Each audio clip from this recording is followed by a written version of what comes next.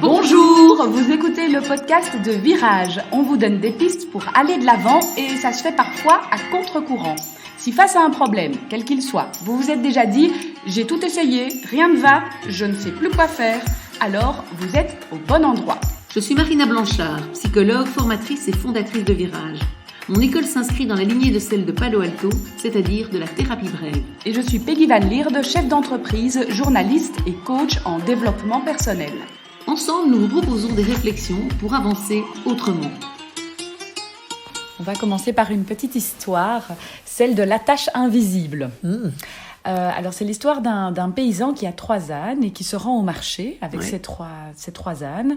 Arrivé sur place, il se rend compte qu'en fait il lui manque une corde. Donc il a de quoi attacher 2 ânes, mais pas le 3e. Alors qu'est-ce qu'il fait ? Il est un peu inquiet, donc il monte sur son 3e âne et il se dirige vers la maison d'un ermite qui habite tout près du marché pour lui demander de l'aide. Et donc il arrive auprès de ce vieil homme et il lui demande s'il n'a pas une corde à lui prêter. Mais comme l'homme a depuis longtemps fait vœu de pauvreté, il n'a pas la moindre corde à lui prêter.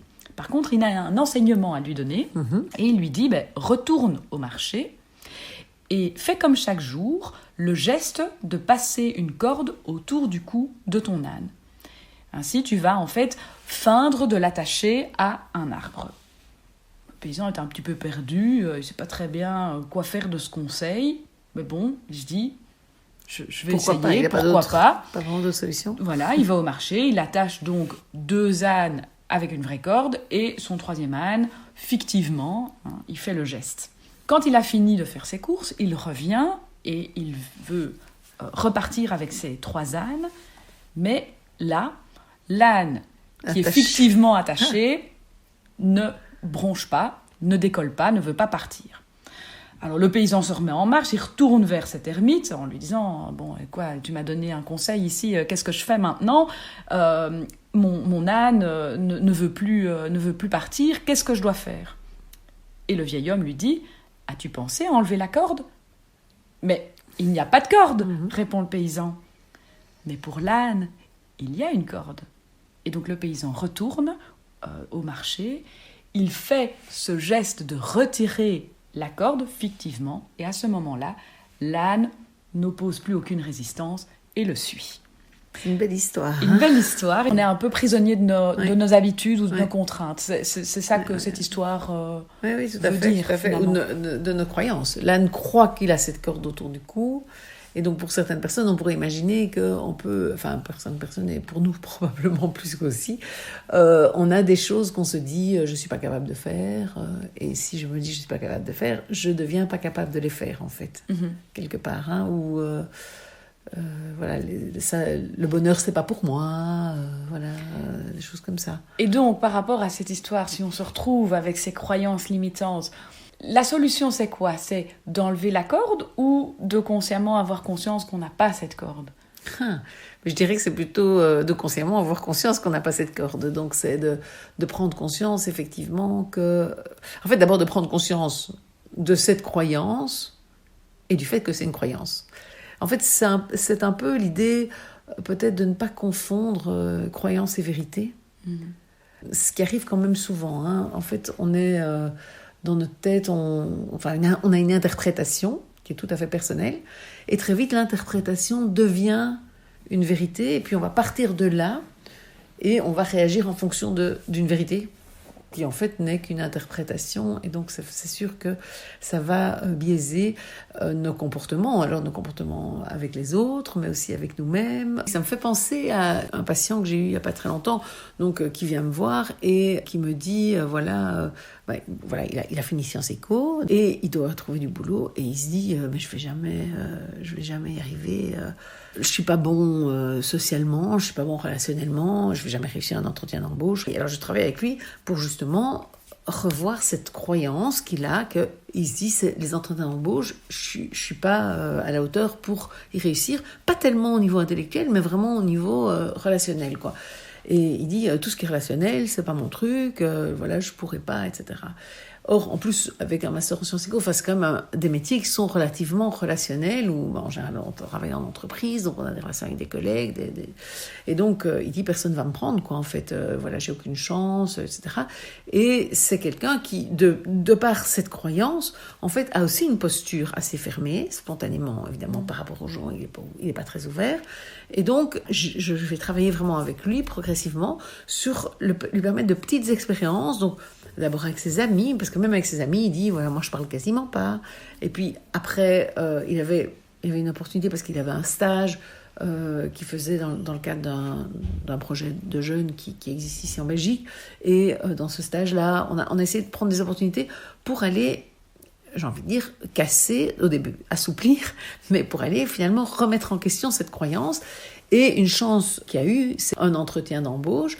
Et en fait, cet entretien d'embauche s'est bien passé. Lui s'accorde cette croyance de se dire c'est pas pour moi, ça va pas être possible, jamais je vais y arriver. Et il s'est retrouvé, en fait, finalement, à voir que en fait, la corde n'existait pas. Et c'est un peu ce travail-là qu'on essaye de faire. Moi, parfois aussi, avec certains patients, je leur propose de se dire ça, c'est ma radio intérieure qui parle. Et je leur dis quand il y a des choses qui se disent à la radio, c'est toujours vrai ou pas ? Tout le monde sait bien que non. Il faut rendre l'information un peu plus attractive que la chaîne à côté, etc. Donc on met du brillant. Et donc j'ai l'impression que ça, c'est quelque chose d'intéressant. Enfin bon, en tout cas, moi, ce recadrage-là, en général, il passe bien. Quand je leur dis, est-ce que vous pensez que tout ce qui se dit à la radio est vrai ? Est-ce que vous pensez quand il y a une publicité à la radio, non, ils veulent vendre leurs produits, les gens sont bien conscients. Et je dis, en fait, vous avez aussi une radio à l'intérieur de vous qui dit des choses. Il y a une part qui est vraie, il y a une part qui est moins vraie. Et le problème, c'est que vous croyez tout. Et donc, pouvoir faire cet exercice de se dire, voilà, en fait, quand il y a une voix dans ma tête qui me dit, il faut, par exemple, simplement, il faut aller vite. Moi, je me rappelle qu'avec mes enfants, souvent, je me surprenais à dire, allez, vite, on va s'habiller. Et puis, à un moment, je me disais, mais pourquoi vite, en fait ? Et en fait, c'était comme si c'était une vérité pour moi qu'il fallait aller vite, parce que je suis quelqu'un qui aime bien que les choses avancent, etc. Mais il n'y avait aucune urgence, on n'était pas pressé, enfin je sais pas, il y avait pas, c'était même pas qu'il y avait école ou qu'il y avait un truc.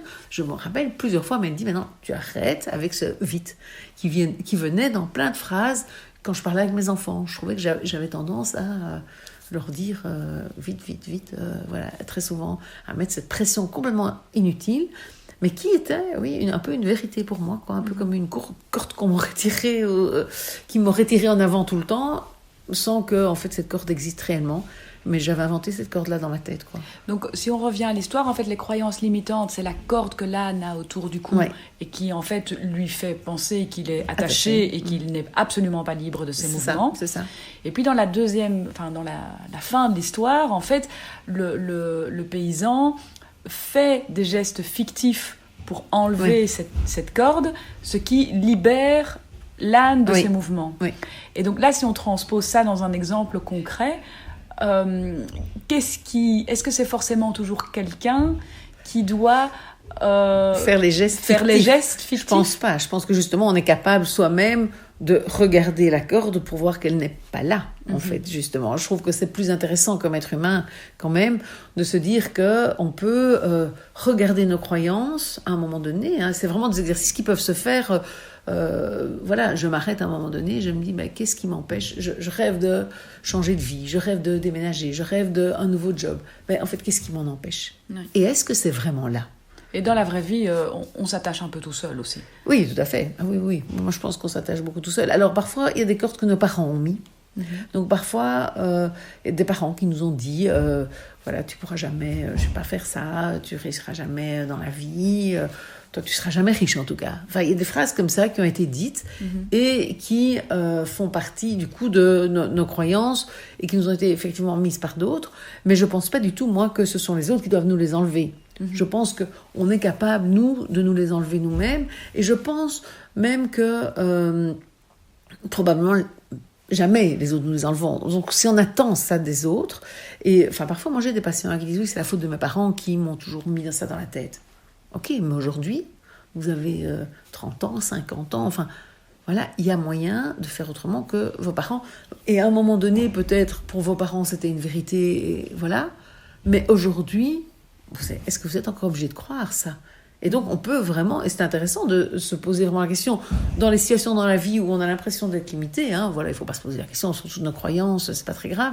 Il y a des croyances qu'on a et elles sont peut-être pas dramatiques, mais là où on a l'impression d'être limité, ça vaut la peine de se demander est-ce qu'on est vraiment dans une vérité ou est-ce qu'on est sur une construction de notre esprit par nos expériences de vie et que par une nouvelle expérience de vie, on va pouvoir changer.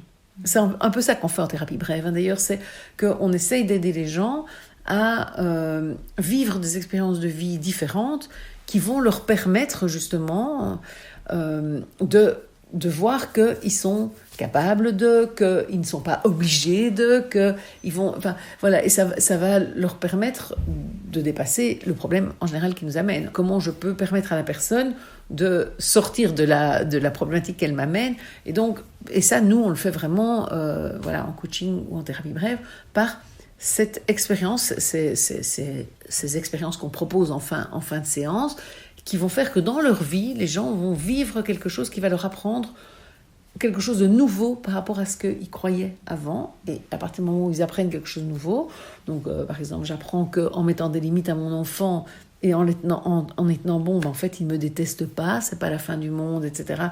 Et j'apprends qu'en fait, c'est plus reposant pour moi, que lui prend de l'assurance, qu'il sait mieux ce qu'il peut, ce qu'il ne peut pas. Et en fait, en faisant des expériences comme ça, je me retrouve dans une situation qui est plus confortable. Enfin, c'est en tout cas l'objectif. Et en faisant des expériences comme ça, je me rends compte, en fait, je mets le focus sur ces croyances limitantes je me rends compte que ce sont des croyances et qu'elles sont limitantes. Voilà. Parce que je me rends compte qu'en faisant autrement, en fait, ça peut marcher ou pas, mais alors du coup, on essaiera autre chose, parce qu'on ne trouve pas toujours tout de suite la bonne voie une fois qu'on a lâché la corde. Et en fait, l'idée, là, c'est vraiment, dans notre travail, du coup, de davantage aller faire vivre l'expérience et puis une prise de conscience de la croyance, que, attention, vous avez la croyance et donc vous devez faire autrement. Parce que souvent, c'est pas si facile de se dire... Ok, en fait, c'est qu'une corde invisible, en fait, il n'y a pas de corde, donc elle est imaginaire, donc je peux faire. C'est pas toujours si facile. Ce qui est intéressant, c'est de pouvoir faire et puis de se dire, en fait, il n'y a pas de corde. Ouais. Et c'est un peu ça qu'on essaye de viser, quoi.